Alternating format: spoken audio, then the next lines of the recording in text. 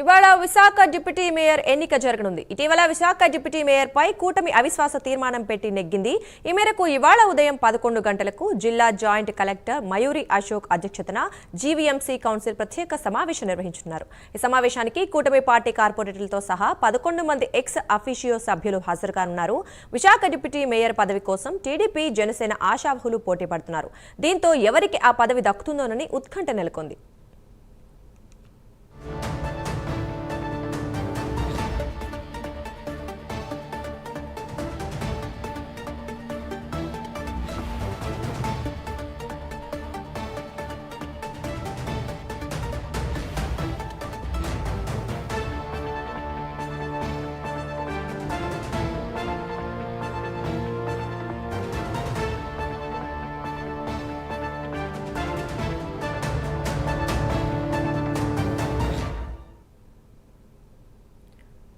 ఇదే విషయానికి సంబంధించి మరింత సమాచారం మా కరెస్పాండెంట్ చంద్రశేఖర్ లైవ్ లో అందిస్తారు.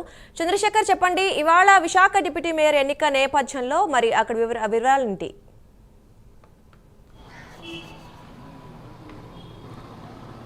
రైట్ దుర్గా, చూసుకుంటే గ్రేటర్ విశాఖ డిప్యూటీ మేయర్కి సంబంధించినటువంటి సర్వత్రా ఉత్కంఠ అయితే నెలకొంటుందని చెప్పుకోవచ్చు. ప్రధానంగా చూసుకుంటే ఏదైతే గత ప్రభుత్వంలో ఉన్నటువంటి డిప్యూటీ మేయర్కి సంబంధించినటువంటి కూటమి ప్రభుత్వం అధికారంలోకి వచ్చిన తర్వాత అవిశ్వాస తీర్మానం అయితే ప్రవేశపెట్టడం జరిగింది. అవిశ్వాస తీర్మానంలో కూటమి ప్రభుత్వం అయితే పూర్తిగా కూడా గెలిచిందని చెప్పుకోవాలి. ముఖ్యంగా చూసుకుంటే ఏదైతే వైఎస్ఆర్ కాంగ్రెస్ పార్టీకి సంబంధించినటువంటి డిప్యూటీ మేయర్ జియాని శ్రీధర్ పూర్తిగా అవిశ్వాస తీర్మానంలో వీగిపోవడంతో పాటు దాదాపు 74 ఆధిక్యంతో కూడా కూటమి ప్రభుత్వం అయితే చేజిక్కించుకుందని చెప్పాలి. ఈ నేపథ్యంలో ఏదైతే గ్రేటర్ విశాఖకు సంబంధించినటువంటి డిప్యూటీ మేయర్ పదవి అయితే ఉందో దానికి సంబంధించినటువంటి అభ్యర్థి ఎన్నికైతే అనివార్యమైంది. ఈ నేపథ్యంలో దీనికి సంబంధించినటువంటి అన్ని ఏర్పాట్లు కూడా ఇప్పటికే అధికారులు అయితే చేసిన పరిస్థితి అయితే కనిపిస్తుందని చెప్పుకోవచ్చు. ముఖ్యంగా చూసుకుంటే ఈరోజు జరిగేటటువంటి గ్రేటర్ విశాఖ డిప్యూటీ మేయర్ ఎన్నిక ఏదైతే ఉందో దీనికి సంబంధించి ఇప్పటికే ఆశావహులంతా కూడా ముందుకు వచ్చిన పరిస్థితి కనిపిస్తుంది. ముఖ్యంగా చూసుకుంటే కూటమి ప్రభుత్వం అధికారంలో ఉన్నటువంటి నేపథ్యంలో ఇప్పటికే వైఎస్ఆర్ ఏదైతే జనసేనతో పాటు టీడీపీ, బీజేపీకి సంబంధించినటువంటి ముగ్గురు ఆశావహులు కూడా పోటీపై చేసే ప్రయత్నం అయితే కనిపిస్తుందని చెప్పుకోవాలి. ఈ నేపథ్యంలో దీనికి సంబంధించినటువంటి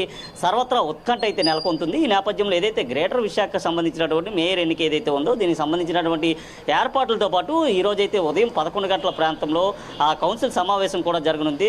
ఏదైతే విశాఖకు సంబంధించినటువంటి డిప్యూటీ కలెక్టర్ మయూరి అశోక్ ఆధ్వర్యంలో ఈ కౌన్సిల్ సమావేశం జరుగుతుంది. కౌన్సిల్ సమావేశం అనంతరం కూడా గ్రేటర్ విశాఖకు సంబంధించినటువంటి మేయర్ ఎన్నిక కూడా జరిగేటటువంటి అవకాశం అయితే కనిపిస్తుంది. అయితే ఈ నేపథ్యంలో దీనికి సంబంధించినటువంటి పూర్తిగా ఉత్కంఠభరితమైనటువంటి పోరు ఉండే అవకాశం అయితే ఉందని చెప్పుకోలేదు. ఎందుకంటే 3 పార్టీలకు సంబంధించినటువంటి అభ్యర్థులు కూడా డిప్యూటీ మేయర్గా పోటీ చేసేందుకైతే ముందుకు వస్తున్నటువంటి పరిస్థితి కనిపిస్తుంది. ఈ నేపథ్యంలో సర్వత్రా ఉత్కంఠ నెలకొనడంతో పాటు గ్రేటర్ విశాఖకు సంబంధించినటువంటి డిప్యూటీ మేయర్ ఎవరనే అంశం అయితే ఈరోజు పూర్తిగా తేలిపోయేటటువంటి పరిస్థితి కనిపిస్తుంది. ముఖ్యంగా చూసుకుంటే ఈ మేయర్తో పాటు కూడా దానికి సంబంధించినటువంటి డిప్యూటీ మేయర్ చాలా కీలకమని చెప్పుకోవాలి. ఎందుకంటే డిప్యూటీ మేయర్ పదవికి సంబంధించినటువంటి అభ్యర్థి సరైన అభ్యర్థి ఉండాలంటూ కూడా ఇప్పటికే కూటమి పార్టీకి సంబంధించినటువంటి అధినేతలంతా కూడా చెప్పిన పరిస్థితి కనిపిస్తుంది. నేపథ్యంలో దీనికి సంబంధించినటువంటి ఏర్పాట్లు పూర్తి చేసేటప్పుడు దాదాపు 80 నుంచి 90 మంది పోలీసులు కూడా పూర్తిగా దీనికి సంబంధించినటువంటి భద్రతా చర్యలు కూడా తీసుకుంటున్నారు. మరికొద్ది సేపట్లోనే గ్రేటర్ విశాఖకు సంబంధించినటువంటి డిప్యూటీ మేయర్కి సంబంధించినటువంటి ఎన్నిక ఏదైతే ఉందో ఎన్నిక ప్రక్రియ కూడా ప్రారంభం కానుంది. అయితే ఈరోజు ఉదయం 11 గంటల ప్రాంతంలో గ్రేటర్ విశాఖకు సంబంధించినటువంటి కౌన్సిల్ సమావేశం జరుగుతుంది.